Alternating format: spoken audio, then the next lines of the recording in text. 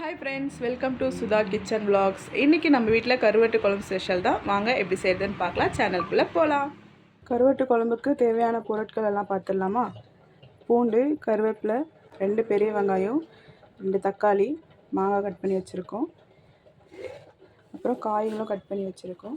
காய் என்ன போட போகிறோன்னா முருங்கைக்காவும் உருளைக்கிழங்கும் மாங்காவும் போட்டு தான் இன்றைக்கி கருவாட்டு குழம்பு வைக்க போகிறோம். அப்புறம் புளி ஊற வச்சுருக்கோம். வாங்க எப்படி செய்யுதுன்னு பார்க்கலாம். கடாய் வச்சுட்டோம். கடாய் நல்லா காஞ்சிச்சு. இதில் எண்ணெய் ஊற்றிக்கலாம். இப்போது கடுகு கொஞ்சம், இதில் வெந்தயம் போட்டுக்கலாம்.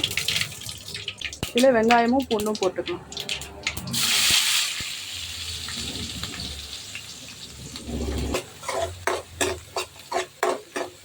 வெங்காயம் கொஞ்சம் வதங்கட்டும், வெயிட் பண்ணலாம். வதங்கிட்டு இருக்கு. கருவேப்பிலை போட்டுக்கலாம்.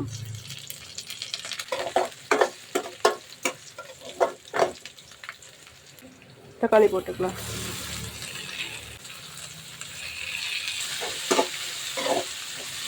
தக்காளி வதங்கிறதுக்காக நம்ம உப்பு, மஞ்சத்தூள் போட்டுக்கலாம். உப்பு போட்டுக்கலாம், கல் உப்பு.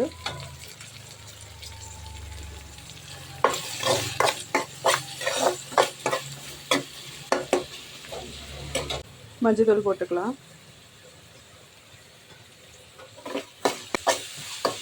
இப்போ தக்காளி நல்லா வதங்கி வரட்டும். நமக்கு தக்காளி பாருங்கள் நல்லா வதங்கிட்டு நமக்கு எண்ணெய் நல்லா பிரிஞ்சு வந்துச்சு சைடில். இந்த ஸ்டேஜில் நம்ம மிளகாத்தூள் போட்டுக்கலாம். குழம்பு மிளகாத்தூள் தான் போடுறோம். 2 ஸ்பூன் குழம்பு மிளகாத்தூள். இப்போ இந்த எண்ணெயிலேயே இதை நல்லா வதக்கிடலாம்.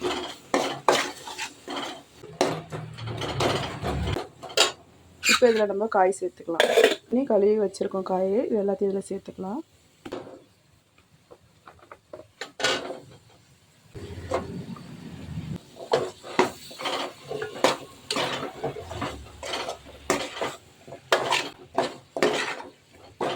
ஒரு 2 நிமிஷம் அப்படியே இதில் மசாலாவோடு சேர்த்து வதங்கட்டும். இது வதங்கிறது போதும். இப்போ நம்ம கொஞ்சம் தண்ணி ஊற்றி வேக வைக்கலாம். கொஞ்சமாக தண்ணி ஊற்றிக்கலாம். புளி தண்ணி வேறு ஊற்ற போகிறோம். நம்ம அந்த காய் முழுகிற அளவுக்கு மட்டும் தண்ணி போதும்.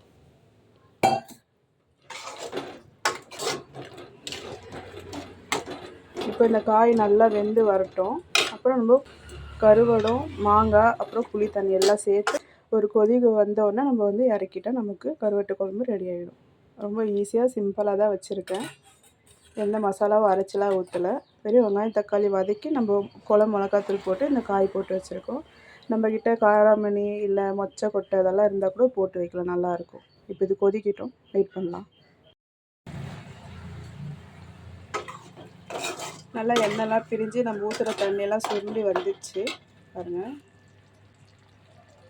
இந்த ஸ்டேஜில் நம்ம புளி தண்ணி ஊற்றிக்கலாம்.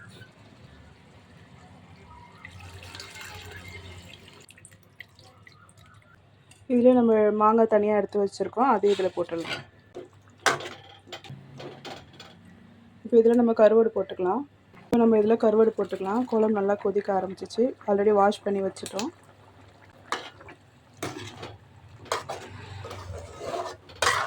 இது நல்லா கொதித்து தண்ணி சுருண்டி வரும். அந்த ஸ்டேஜில் நம்ம கொத்தமல்லி தூவி ஆஃப் பண்ணிட்டால் நமக்கு கருவாட்டு குழம்பு ரெடி ஆகிடும்.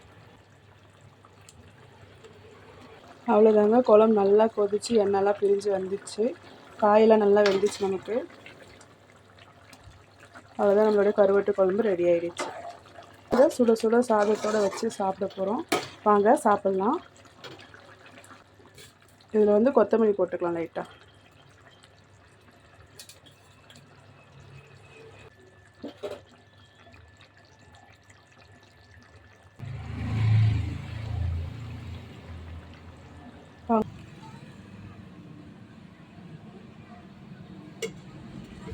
குழம்பு ஊற்றிக்கலாமா?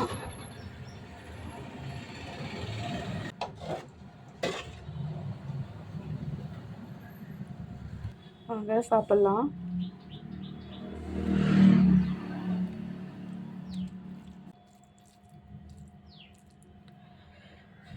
சுட சுட கருவாட்டு குழம்பு சுட சுட சாதத்தோடு சாப்பிடும் போது சூப்பராக இருக்கும். வாழைக்கருவாடு தான் போட்டு வச்சுருக்கோம். கருவாடு ஒரு துண்டு வச்சு சாப்பிட்லாம்.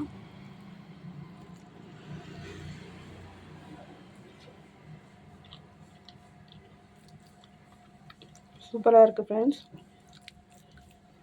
இன்றைக்கி இதான் நம்ம வீட்டில் ஸ்பெஷல். நாளைக்கு வீடியோவில் பார்ப்போம். இந்த வீடியோ லைக் பண்ணுங்கள், ஷேர் பண்ணுங்கள், சப்ஸ்கிரைப் பண்ணுங்கள், கமெண்ட் பண்ணுங்கள். பாய்.